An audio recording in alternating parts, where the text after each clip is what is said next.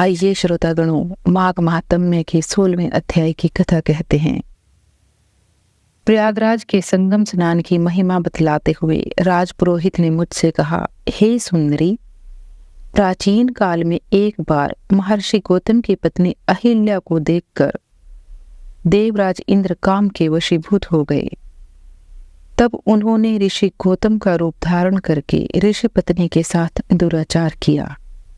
इंद्र का छल ज्ञात होते ही ऋषि पत्नी ने उन्हें शाप दे दिया।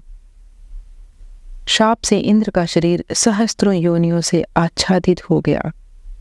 अपनी दुर्गति देखकर इंद्र स्वयं एक स्थान पर छिप गए। स्वर्ग में इंद्र को न पाकर देवताओं ने बृहस्पति जी से पूछा, हे गुरुदेव, इंद्र का कोई अता पता नहीं है। कोई नहीं जानता कि वे कहाँ चले गए हैं।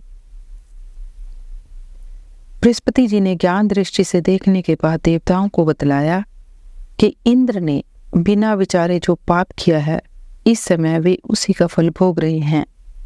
मुझे ज्ञात है इस समय वे कहाँ हैं।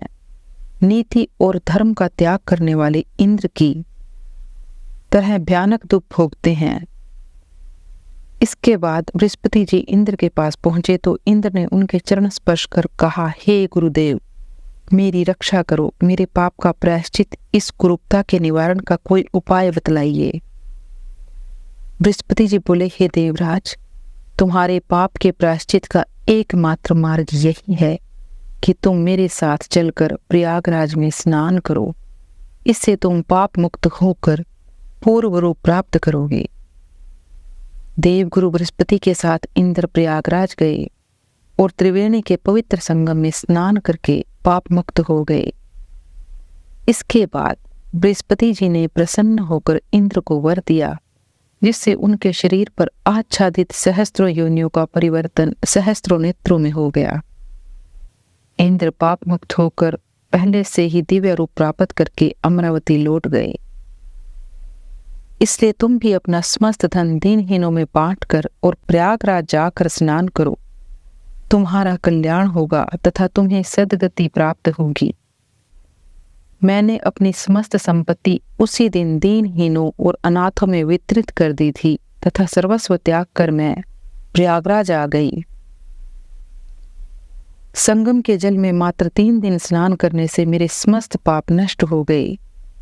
शेष 27 दिनों के स्नान पुण्य के फल स्वरूप मुझे देवयोनि प्राप्त हुई। अब मैं देवी भगवती पार्वती की सखी बनकर कैलाश पर्वत पर क्रीड़ा करती हुई। प्रयाग में माघ स्नान के फल से मुझे अपने पूर्व जीवन का वृतांत भी याद है। अतएव प्रयागराज के पवित्र स्नान के महात्म्य को स्मरण कर मैं प्रतिवर्ष माघ के महीने में स्नान करने वहां जाती हूँ।